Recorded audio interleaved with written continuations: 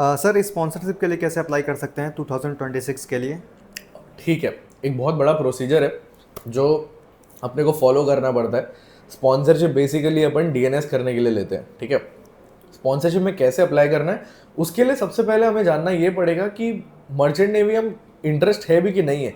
अगर आप इंटरेस्टेड हो मर्चेंट नेवी ज्वाइन करने के लिए तो ही ये सब करो, एंड रेडी रहो 20 से 25 हज़ार खर्च करने के लिए। बैकअप की तरह लोगे तो नहीं होगा, क्योंकि यहाँ पे आपको सही में ज्योग्राफी, हिस्ट्री, आपको मैरीटाइम, जीके ये सब पढ़ना पड़ेगा। तो फॉर्म भी तभी भरेंगे जब हम 100% इन्वेस्टेड है उस फैक्ट पे कि हम मर्चेंट नेवी को ज्वाइन करना चाहते हैं, तभी स्पॉन्सरशिप लेने का फायदा है। कुछ डॉक्यूमेंट्स हैं जो अपने को हमेशा अपने पास रखने हैं जब भी हम फॉर्म भर रहे हैं। आ जाओ लिस्ट दिखाता हूँ।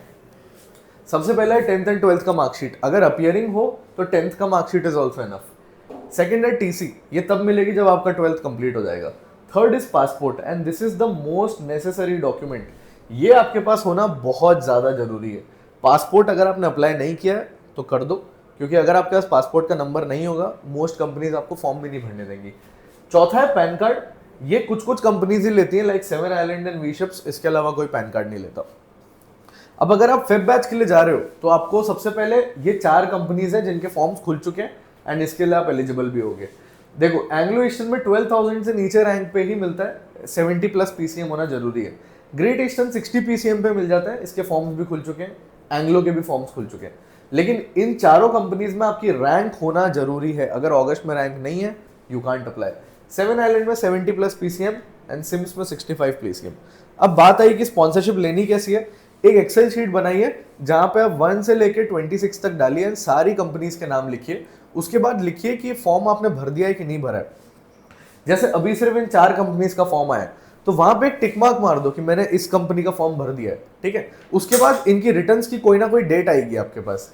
समझो एंग्लो ईस्टर्न की डेट आई कि आपकी 10 सितंबर को आपका टेस्ट है, तो write down the date there. उसके बाद आप बडिंग मरीनर्स का बैच ज्वाइन करो, ऑफलाइन या ऑनलाइन जो भी। ऑफलाइन करोगे तो मैं गारंटी दे पाऊंगा कि आपका मैं कहीं ना कहीं सिलेक्शन करा दूंगा, एंड डेफिनेटली अच्छी कंपनीज में ही कराऊंगा। उसके बाद हम आपकी तैयारी करवाएंगे। आपको बडिंग मरीनर्स के मॉड्यूल्स मिलेंगे। मॉड्यूल्स में क्या होता है, अगर आपके पास मॉड्यूल्स नहीं है, अगर आप घर से पढ़ना चाहते हो तो अलग बात है, लेकिन हम क्या करवाते हैं अपने प्रोसीजर में, मैं आपको वो बता रहा हूँ अभी। आपको एप्लीकेशन एक्सेस मिलेगा जहां पे ये जितनी कंपनीज के मैंने नाम लिखे हैं इनके आपको रिटर्न्स के पीवाईक्यूज मिलेंगे, आपको इनकी एक्सरसाइजेस मिलेंगी, मॉक टेस्ट मिलेंगे। वो करते करते हम बेटर हो जाएंगे। अब आपका सवाल ये आएगा कि सबके अलग अलग क्यों। बात ऐसी है कि टॉम टैंकर्स में 50 क्वेश्चन पूछे जाते हैं 12 मिनट में, सारे एप्टीट्यूड।